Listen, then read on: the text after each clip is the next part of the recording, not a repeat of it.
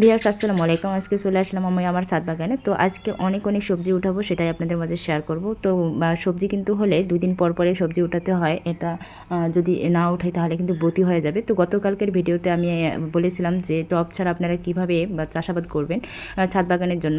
তো টবের জন্য টব কিনতে গেলে কিন্তু অনেক খরচা পড়ে যায়। তো সেক্ষেত্রে আপনারা কোন ধরনের কীভাবে চাষ করবেন।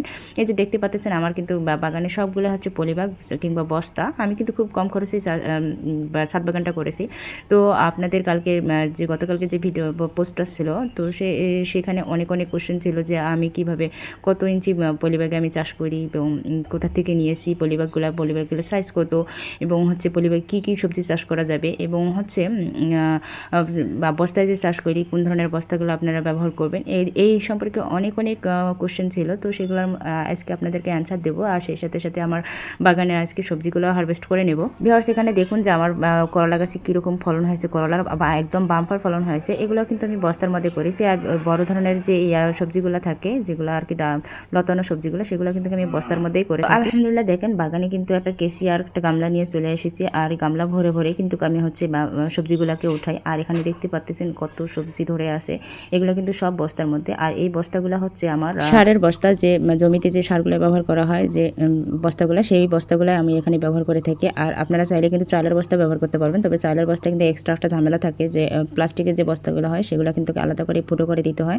তাহলে কিন্তু ফুটো করে দিতে পারলে কিন্তু আপনারা ব্যবহার করতে পারবেন। তবে চালের বস্তাগুলো অনেক দিন যাবত টেকসই হয়। এগুলো হচ্ছে আপনারা 2 থেকে 3 বছর ব্যবহার করতে পারবেন। আর এই সারের যে বস্তাগুলো আছে এগুলো কিন্তু আমি 1 বছরের অতিরিক্ত ব্যবহার করতে পারি না। আর 1 বছরই কিন্তু হচ্ছে 2 থেকে 3 বার ফলন উঠানো যায়। আর একটা কোশ্চেন ছিল যে এগুলো কত কেজি বস্তা। তো এগুলো হচ্ছে আমার 50 কেজি বস্তা ছিল। তো 50 কেজি বস্তায় আমি কিন্তু হচ্ছে 2 ভাগ করে আমি ব্যবহার করেছি, কারণ এটা দুটাই কিন্তু হচ্ছে হাফ ড্রাম সমান হয়ে যায়।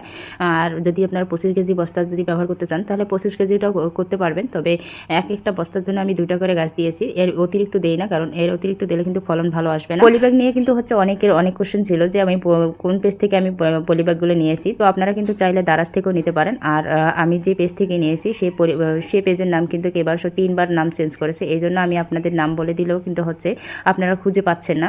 নিয়েছি তখন ছিল পেজের নাম নার্সারি পলিব্যাগ, এখন কিছুদিন পর আমি দেখেছি নার্সারি ব্যাগ নামে রেখেছে। তো আপনারা এই জন্য হয়তো খুঁজে পান না, যদিও সার্চ করেন তারপরেও খুঁজে পাচ্ছেন না। তো আমি বলে দিলাম আপনারা দারাজ থেকে নিয়ে নেবেন, এটাই ভালো হবে আপনাদের অপশন।